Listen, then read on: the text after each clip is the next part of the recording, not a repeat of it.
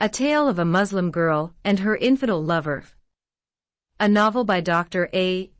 Ahmed. This is an intriguing epic story which resonates with love, resilience, courage, and sacrifice. Before we dive into the tapestry of the story, I would like to remind the reader that this novel is narrated in 3 books. Book 3. The Muslim Apostate Girl and Her Infidel Lover. Copyrights. All rights are reserved. No part of this book may be reproduced, stored in a retrieval system, or transmitted in any form or by any means without the prior written permission of the author, except by a reviewer, who may quote brief paragraphs for a review to be printed in a public newspaper, general magazine, school journal, or university article. This novel is a work of fiction, but the entire story is based on the real life of a Muslim girl in Sudan. All names, characters, places, and events are either the product of the author's imagination or used literary. Therefore, any resemblance to real people, living or dead, events, or locales is merely coincidental. Chapter 57. The Miraculous Healing of the Muslim Apostate Girl. For many days, the semi-slain author who drafted the controversial books against Islam fought with death, and her soul remained hanging between heaven and earth. During this period, she underwent 2 surgeries on her chest and 1 operation in her brain. She continued to be in the intensive care unit. Her apostate lover Dr. Kamal arrived in Hague 3 days after the failed assassination plot. He wanted to be there on the first day he got the heartbreaking news, but he could not get a booking to fly on the same night. As soon as he arrived at the hospital, he almost lived near the bed of his beloved girlfriend Ibtihal. He prayed day and night for her safety and recovery. He continuously fasted for her. In the meantime, his beloved fiancée remained in the ICU for a couple of weeks. During that time, she continued to be in an extremely critical condition. The bullet that hit her head had done considerable damage to a substantial portion of her brain. Some neurosurgeon doctors expected that if she survives, she may either lose her memory or be in a wheelchair for the rest of her life. They expected the damage to affect her memory and spinal cord, hence her nervous system may not work the way it did before, and she may lose her memory forever and becomes like a vegetable who has a life without a brain. Millions of prayers have been offered all over the world for the survival of the controversial author Ibtihal, who authored books against terrorism and succeeded in legally condemning the terrorist and misogynistic texts of Islam, the Quran, and Hadiths, through the ICC in Hague. It has been reported through the media that in many countries, Christians, Jews, Hindus, Buddhists, and many followers of other religions offered on her behalf prayers and fasted day and night for her recovery. In the capital city of the Netherlands, Amsterdam, a Sudanese pastor who became a member and supporter of the Muslims' liberation movement during Ibtihal's imprisonment in Toronto has fasted for 3 days without food or water for her healing. Dr. Kamal has done the same thing. The days are dragging by like centuries for everybody who is waiting for her healing. The controversial author Dr. Ibtihal, who is loved by millions and hated by over 1 billion Muslims, remained in a comatose state for almost a month. During that time, she went from surgery to surgery until she has been declared by the hospital doctors that she came out of danger, and she is in a stable state. The hospital staff became extremely astonished when the Muslim apostate girl Dr. Ibtihal opened her eyes on one morning and recognized her fiancé, who is her Sudanese apostate lover. She could not be able to utter his name, but her faint smile indicated that she recognized him. The Dutch doctors counted it as the first miracle towards her recovery. As the hours and days passed by, her health condition continued to improve until her doctor announced that she has not lost her memory. A few days later, Dr. Ibtihal has been able to talk, and the first name to come out of her lips is the name of her Muslim apostate lover, Dr. Kamal Ahmed. The second miracle happened when the Muslim apostate girl has been able to walk. She began to walk first with the support of Dr. Kamal and a nurse. Her legs are still feeble, and her strength is weak. With the help of a physiotherapist, She is trained gradually to walk by herself. Her response is slow at the beginning. She always needs someone to support her in walking. Then she began to use crutches while walking without someone's support. At the beginning of the second month, she managed to walk for 10 minutes without the support of anything. As soon as she began to walk independently, Dr. Kamal decided to take his fiancée back home to Canada. He does not want to risk another single day in the Netherlands. The hospital wants to keep her for more days, but he convinced her doctor to discharge her. He is scared that in such a public hospital the Iranian immigrants, or any Muslim terrorist group in Europe, can easily bribe a corrupt doctor, or a bad nurse, and get her injected with a deadly disease, or poisoned her through her medication. At the beginning of the second week of the second month from the day she was shot, the controversial author Dr. Ibtihal has been transferred by a rented car, by her Muslim apostate lover Dr. Kamal from the hospital to the Hague International Airport. On the same day, Dr. Ibtihal flew along with her fiancé going back to Canada. For weeks after their return home, a Dutch court in Hague invited the victim of the assassination attempt to return to the Netherlands for the trial of the Iranian terrorists. Once again, her apostate lover Kamal stood firmly against her return to Europe, but the brave girl Ibtihal insisted to go back. When he could not stop her from going back to the Netherlands, Dr. Kamal decided to accompany her. The couple flew back to Hague under full secrecy. They did not want to reveal any information about their flight and the place of their stay. They did not book any hotel in advance. As soon as they reached the city, they hired a car, traveled outside of the city, found a simple motel, and booked a room. No one knew about their arrival or place of stay. Before they went to the motel, the apostate man Kamal put on artificial beard, mustache, and Islamic clothes, and the apostate girl Ibtihal donned the Islamic hijab that made them both look like a Muslim husband and his Muslimah wife. The trial has been conducted in a fully secured courtroom in Hague City. There are 9 Iranian suspects involved in the assassination attempt. 6 of them are immigrants from Iran and 3 are Iranians born and brought up in the Netherlands. The exceptionally beautiful girlfriend of the assassin is the only female among the 9 suspects. The charges have been read first by the court prosecutor. The 9 suspects had already confessed their involvement in the assassination plot. The court sentenced 5 of them to life imprisonment for their previous terrorist activities and for their involvement in the plot. 3 of them have been sentenced to 10 years of imprisonment without parole. The beautiful girlfriend of the assassin is the only one who got a lighter sentence. She has been sentenced to 4 years imprisonment. The court ruled that the only person that is entitled to claim the bounty money is the victim herself.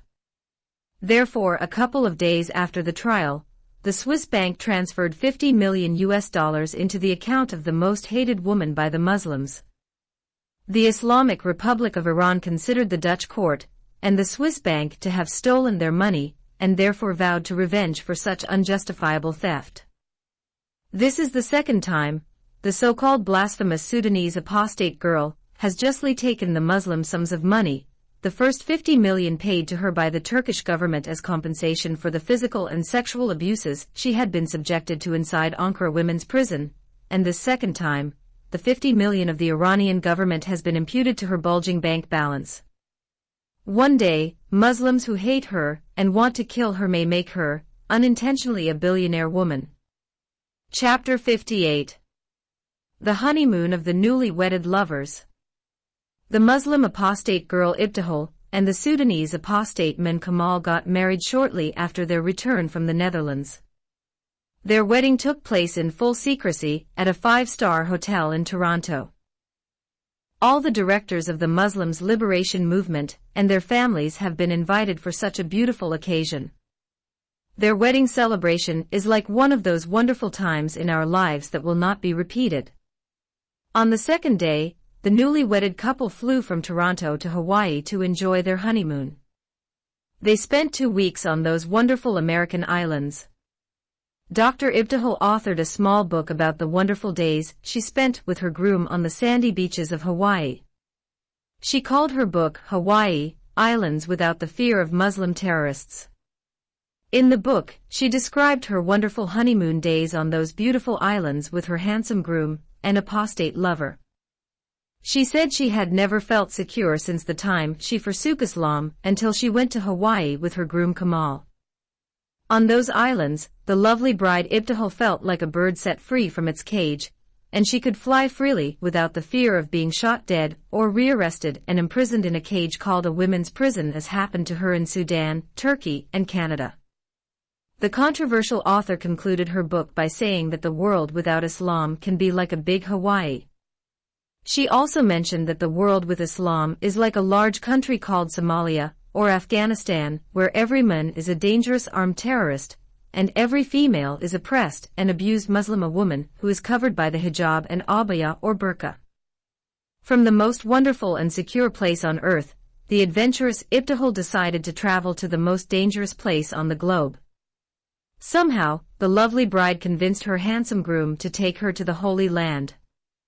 It is her heart's desire for a long time to see the place where her Lord and Savior Jesus Christ was born, taught, crucified, buried, resurrected, and ascended to heaven. She told her husband that if she will be given the choice to choose where she wishes to die, she will choose the place where Jesus offered his life for her. Unfortunately, the Israeli embassy in Ottawa refused to issue visiting visas to the lovely bride Ibtihal and her handsome groom Kamal. The embassy informed them that the present situation in the Middle East is not favoring their visit. As Canadian Christian citizens, the newly married couple demanded their right to travel to the Holy Land. The Israeli embassy reluctantly agreed to issue their visas. The newly wedded couple has been told by the embassy that they can travel to Israel at their own risk. The Israeli ambassador knew such a controversial author who convinced the ICC to legally condemn the sacred texts of Islam is hated by every Muslim in the world. She can expose herself and her husband to an imminent danger of kidnap and assassination by the Muslims in the Middle East. At any rate, the two Sudanese apostates planned a secret trip to Jerusalem. They decided to disguise themselves as a Muslim couple visiting Israel. They planned to fly from Canada to Israel via India. While he was living in India, the Sudanese apostate man made a vow to the Lord that if he gives him a righteous wife, he will bring her to India for their honeymoon. Dr. Kamal spent 14 years in India before he immigrated to Canada. He spent all those years in books. He did his BA, MA, and PhD in philosophy and comparative studies of religions. During those years, he visited many cities in India. Among all the cities he visited, he loves Goa. The city of Goa does not resemble any city in India. The Western tourist visitors to that city are always more than Indian visitors. Goa has many beautiful beaches with golden sands. Dr. Kamal saw the city of Goa once during his extended stay in Hindustan. The effect that the beauty of that city left in his mind and heart could not be compared with his visit to the Hawaii Islands. For that reason, as the heart's desire of Ibtihal is to see the Holy Land, the heart's desire of Kamal is to take his beautiful bride to those golden beaches in Goa. The lovers knew the considerable risk involved in visiting India and Israel. Their love for those places and their trust in God could not prevent them from taking the considerable risk. Once again, the Sudanese apostate man Dr. Kamal disguised himself as a Muslim man with a long beard, and put on those white Sudanese clothes that looked like a woman's nightgown or a pregnant woman in her 8th month. Then he covered his head with a big white turban, and carried a long prayer rosary in his hand. The only thing he refused to carry with him is a copy of the recently condemned Quran. The Muslim apostate woman Dr. Ibtihal wrapped her entire body, from head to toe, with that coffin-like Muslim woman's abaya, and concealed half of her face with a hijab. In addition, she covered her eyes with black glasses. Her groom Kamal might not have recognized his beloved bride if he met her on the plane, and sat near her all the way from Canada to India. Those somber Islamic attires have converted the newly married couple back to Islam, and took them to the 7th century society of the so-called lighted city of Medina, at the time of the alleged prophet of God Muhammad. Every Sunday there is one Air Indian flight from Toronto to New Delhi. The newly wedded couple decided to fly on that flight because they are afraid that they might be recognized if they traveled through one of the European cities. Furthermore, most of the flights from Europe to India go through Gulf countries in the Middle East. The couple cannot take such a foolish step by staying for a few hours in any city in the Arab world while they are waiting in transit for their connecting flight. All Muslim countries have what they called the Criminals Watch Treaty with Sudan. Therefore, if the controversial author who drafted anti-Islamic books and legally condemned the Quran and Hadiths through the ICC is recognized through her name, which is a high probability, she will be immediately arrested and extradited to Sudan. Many Sudanese anti-government politicians and citizens fell into that trap and ended up in the notorious Khartoum prisons known as ghost houses, and later they were either tortured to death or hanged on the gallows. The newly married couple's trip from Toronto to New Delhi went quite well. No one among the passengers or the flying crew could be able to identify them. At the Indira Gandhi International Airport, the lovers have been questioned about the purpose of their visit to India. One of the airport police officers has become a bit surprised when the couple told him that they are on their way to Goa City for enjoying their honeymoon. The Hindu police officer has found it difficult to believe such a backward Muslim man would take his burqa-clad bride who looks like a black demon or ghost for a honeymoon to that paradise-like city full of European tourists who have girlfriends who walk on the golden beaches of Goa half-naked in their sexy bikinis or sometimes topless without wearing bras. The word masla in India is a derogatory word, just like the word nigger in the USA and paki in the UK. It is used by the sworn enemies of Muslims, the Hindus, to insult the Muslims. To deviate his attention and remove his doubts, Dr. Kamal began to joke with the Hindu officer in the Hindi language. "I will lock my bride in the hotel room and go by myself to enjoy my honeymoon with a sexy Indian goan girl, or hot white European chick who walks on the beach topless," said Dr. Kamal, while laughing. "Have you already decided to marry another woman besides her?" asked the officer in Hindi. "I want to make them for wives before the end of this year. You Muslim guys are crazy people. I find it difficult to live with one woman, and do you people want to marry up to 4 ladies in 1 year? The more you have the women in your possession, the more you enjoy them. This is the wise advice of our infallible Prophet Muhammad, who loved women and perfume more than anything in his life. He used to have sex with his 9 wives for 1 single hour every day. He also used to fuck his 2 slaves or jawari, the Coptic Christian girl Maria, and the Jewish damsel Rehana, without marrying them." The Hindu police officer has become thunderstruck and lost his words when he heard the strange logic of the Muslim groom. So he stamped the 2 passports and waved away the backward Muslim man and his dumb and demon-like bride. While they are walking away from the counter of that Hindu police officer, the Muslim bride Ibtihal asked her Sudanese groom in Arabic, "What have you said to him that turned him into a statue?" When the groom Kamal repeated the conversation he has with the Indian police officer in Hindi, his lovely bride Ibtihal screamed in laughter. The newly married couple spent a very wonderful week in Goa City. Dr. Ibtihal told her husband Dr. Kamal that for sure Goa is not lesser than Hawaii in beauty. The Muslim bride did not spend her honeymoon days walking on the golden beaches of Goa in her demeaning Islamic coffin, which is called a burqa, but she put on a different sexy bikini every day. Chapter 59. A visit to the Holy City in the Middle East. When Ibtihal was a young Muslim girl, her life dream was to travel along with her father, who was the Imam of the mosque, to the Muslim holy cities, Mecca and Medina, in Saudi Arabia, and performs the Hajj rituals. In those days, she thought the most important trip that the devout Muslim man and Muslima woman could undertake was to visit the holy cities of Mecca and Medina, and perform the 5th pillar of the pilgrimage. She was told many things about those cities. She wanted to visit the shrine where her beloved Prophet Muhammad's tomb was. She used to believe that her infallible prophet had come to complete spiritual, moral, and intellectual perfections, and was sent by Allah as a mercy to mankind. She also used to believe her prophet is the master of creation.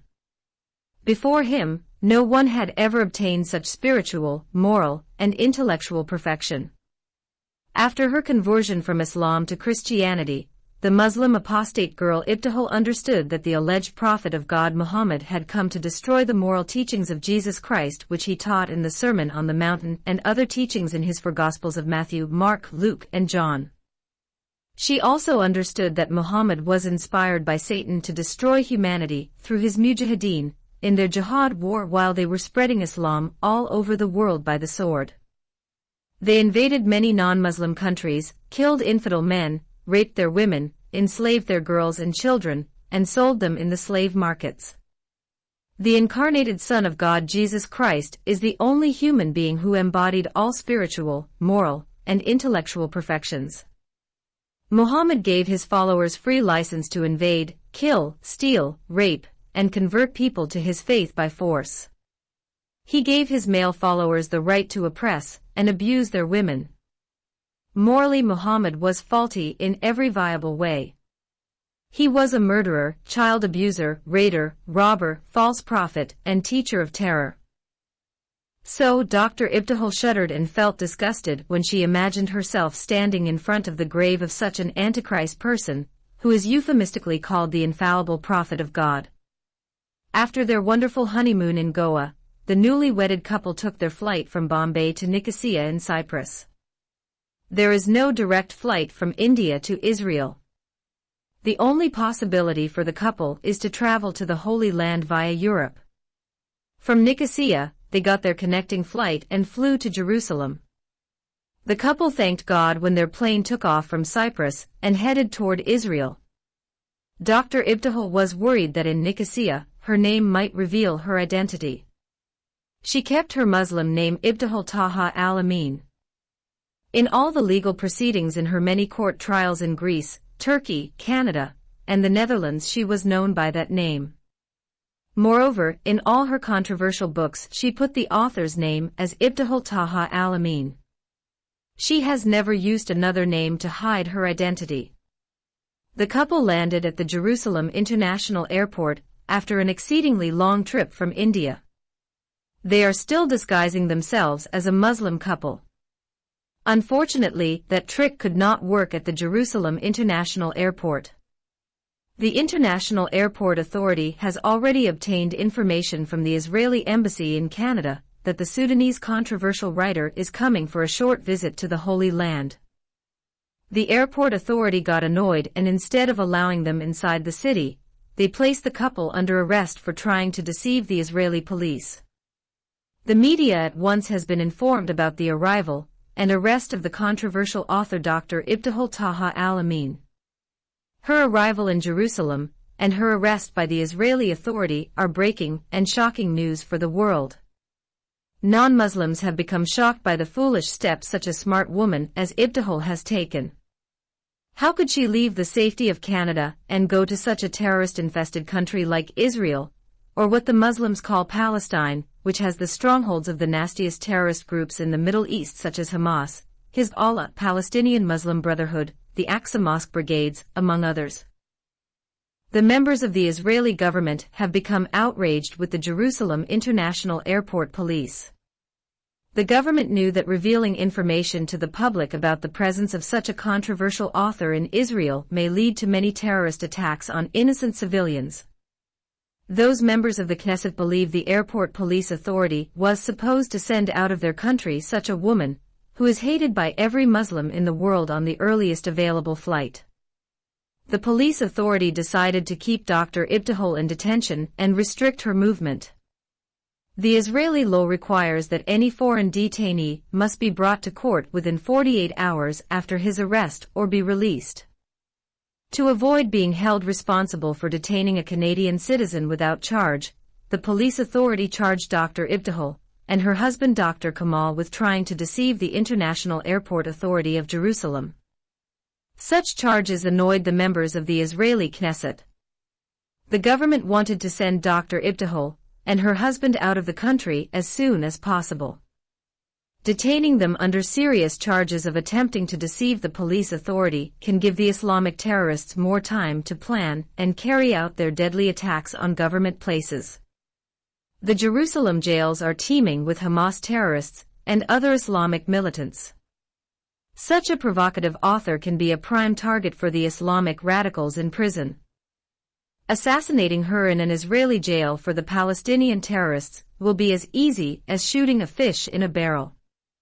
They also understood that the Islamic Republic of Iran will smuggle half of the Hezbollah Lebanese Shiite terrorists across the Israeli border.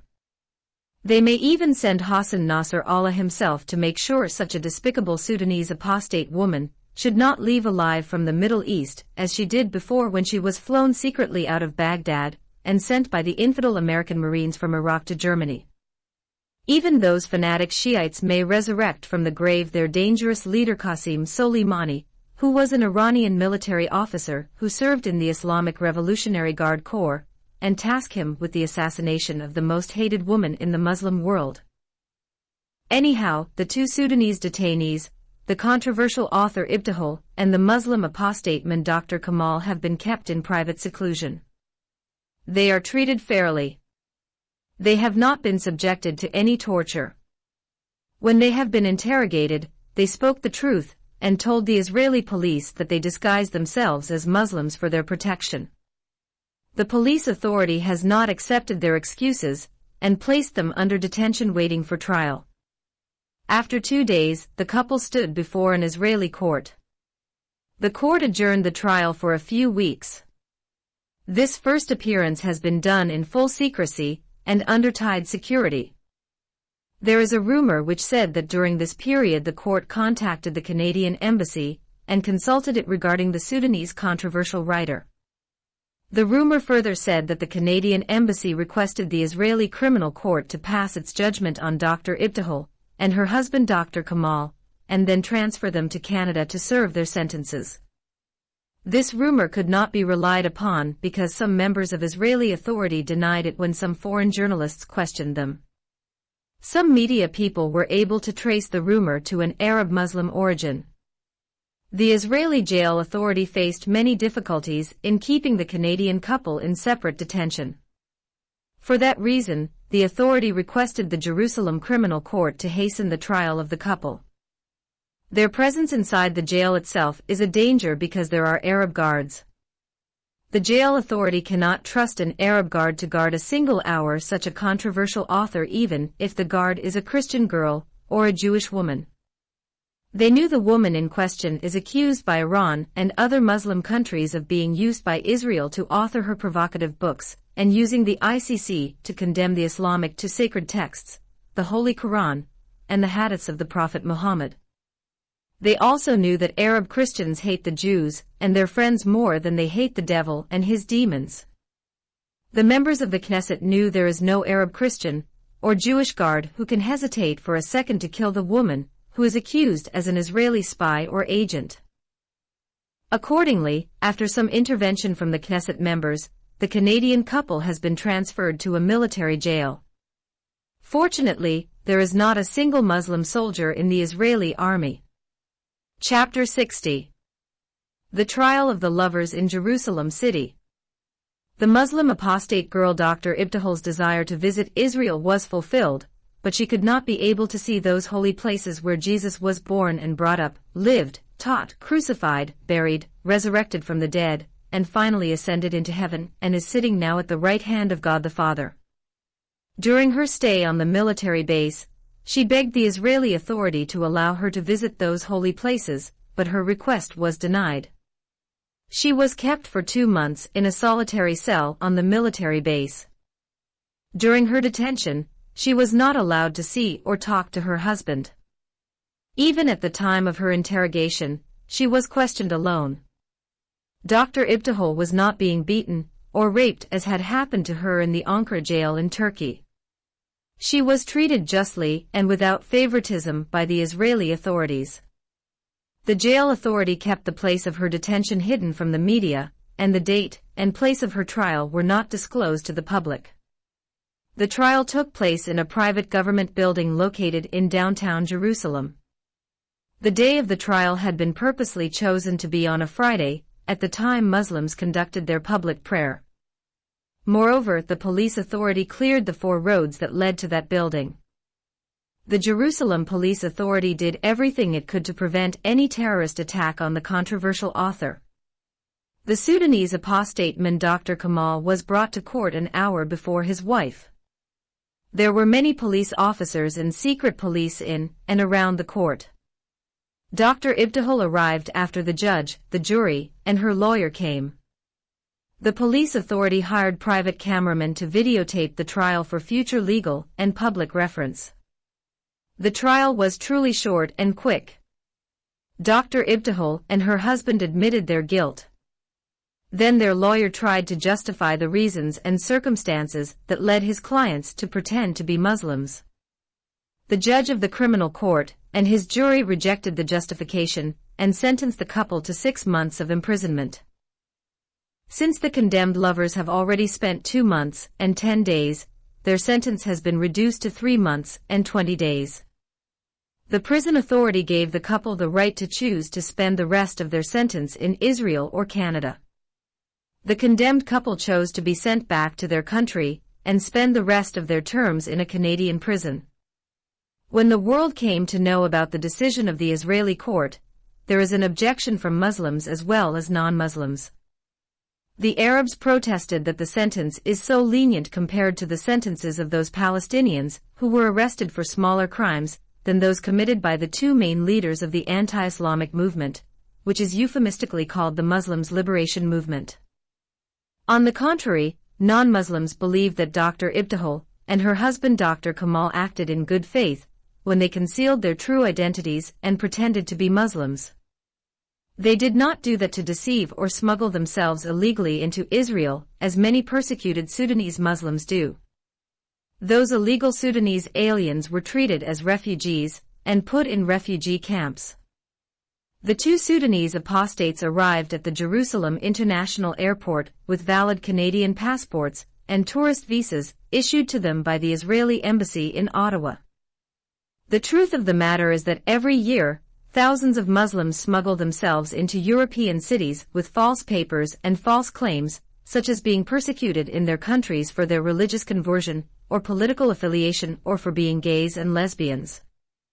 When the European police authorities discover they have false papers or false claims, they do not put them in jail or bring them to trial. Furthermore, every day, hundreds of Arab Muslims and poor Africans cross the Mediterranean Sea in floated boats and end up on European shores. Many of them got drowned in the raging waves, and their bodies became food for the whales and sharks. Those who managed to survive were neither arrested nor sent back to their countries of origin. Usually, people like those who got refugee status and full support and protection in those countries sometimes might turn out to be dangerous Muslim terrorists and do great harm to the infidel citizens of the Western countries that gave them shelter and protection.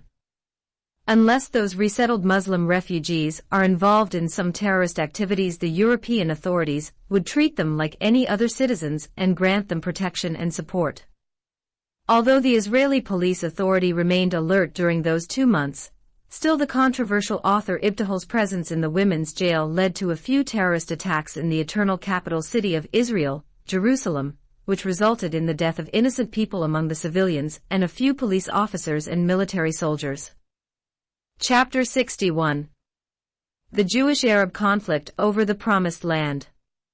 During her stay in the Jerusalem women's jail, Dr. Ibtihal was inspired to author a book about the Jewish-Arab conflict regarding their claims to who among them has the right over the Promised Land. While she was a Muslim girl, Dr. Ibtihal was fully convinced by her Islamic religious teachings and Arabic cultural upbringing that the Jews are a cursed people and a satanic race, and they have no right in Palestine. She viewed them as European invaders, just like the British colonists. Many times, she heard in the mosque on Friday public prayer the Imam offered a loud prayer for Allah to help Muslim mujahideen defeat the Jews and Christians and make them and their wives, children, properties, wealth, and land's booty for Muslims. She also heard every Friday the imams shouting from the pulpits, "O Allah, defeat the Jews and Christians, make their wives widows, make their children orphans, freeze their blood in their veins, dry the milk in their women's breasts, send your thunderbolts on their heads, make them beggars and vagabonds, make them slaves to Muslims, make them the scum of the earth, make them blind and deaf," and so on and so on. After every sentence, she used to hear the Muslim congregation shouting in unison, "Amen." She learned that the Jews of Medina, at the time of the Prophet Muhammad, made many attempts to kill him. Once they wanted to throw a huge rock on his head and kill him while he was sitting under the wall of one of the houses of the Jews. But Allah revealed the conspiracy to the Prophet through the angel Gabriel. The second attempt was when the Jews agreed to open their garrisons for the allied tribes of the pagans of Mecca to enter Medina and slay the Prophet Muhammad and his followers.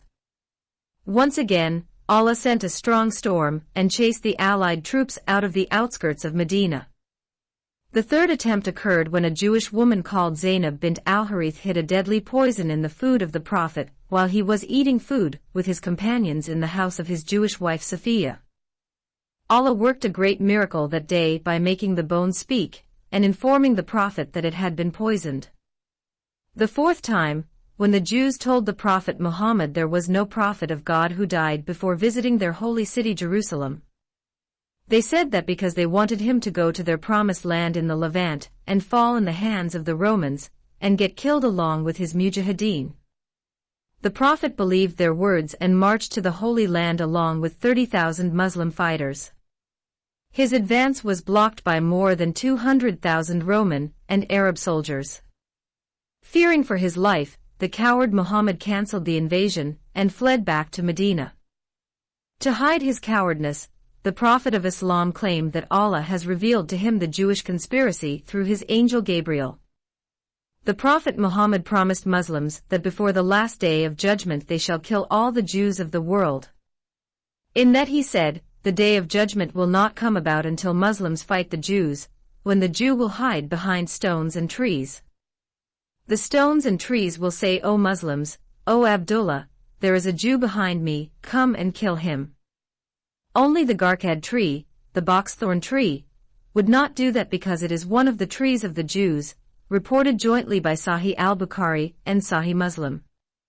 Therefore, when she was a Muslim girl, Ibtihal used to hate the Jews with bitterness. In those days, her hatred toward the Jews would be impossible to put in words. As a Muslim, she inherited anti-Semitism through the blood of her father and sucked it from the breasts of her mother. It was like her father's blood that kept running in her veins, and her mother's milk that shaped her flesh and bones. Suffice it to say, when she was a Muslim, Dr. Ibtihal considered the Jews as a cursed people, subhuman, satanic race, descended from apes and pigs, the worshippers of Satan, and friends of the devil.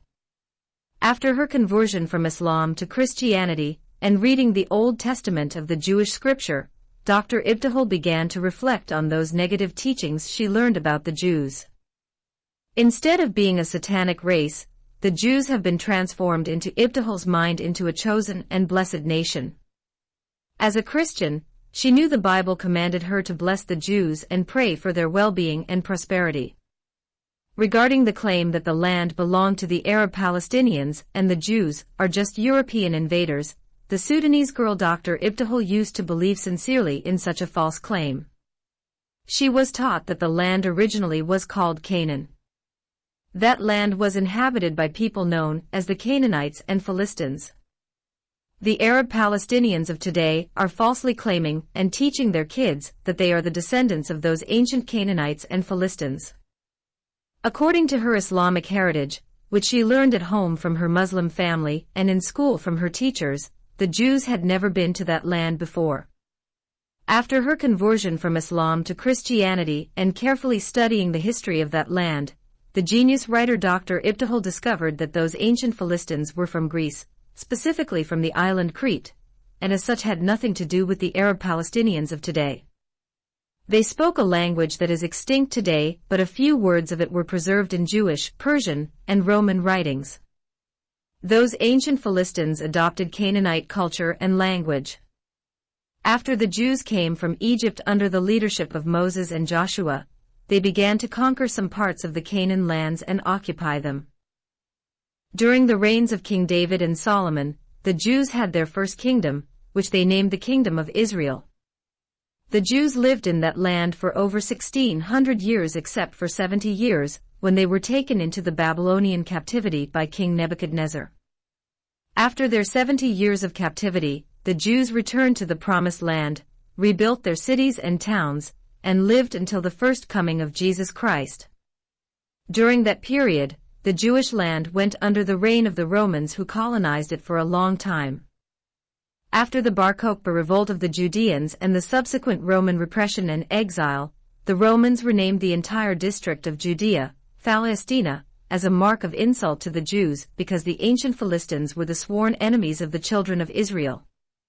This is because of the Romans' knowledge of the region's history, and the fact that the Philistines and the Israelites were warring peoples. This information revealed that the Romans were the first people to rename the land of Judea as Palestine.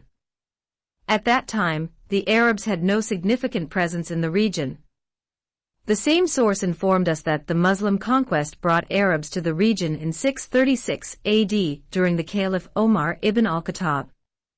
It was during the second Caliph Omar that the Arabs invaded the land of Palestine. The British writers of the 19th century and exceedingly early 20th century, due to the growing anti-Semitism in Europe, began to refer to the Arabs of Palestine as Philistines. This is apparently not due to their belief in a strong connection of those Arabs with the ancient Philistines, but merely reflects the former erroneous belief that Philistine simply denotes native of Palestine. Dr. Ibtihal understood the Jewish-Arab conflict after she converted from Islam to Christianity and began to read the Jewish-Christian Holy Scriptures, the Old Testament and the New Testament, and consulted other sources. Her findings revealed that the Jews have scriptural and historical claims on the land more than the Arabs have.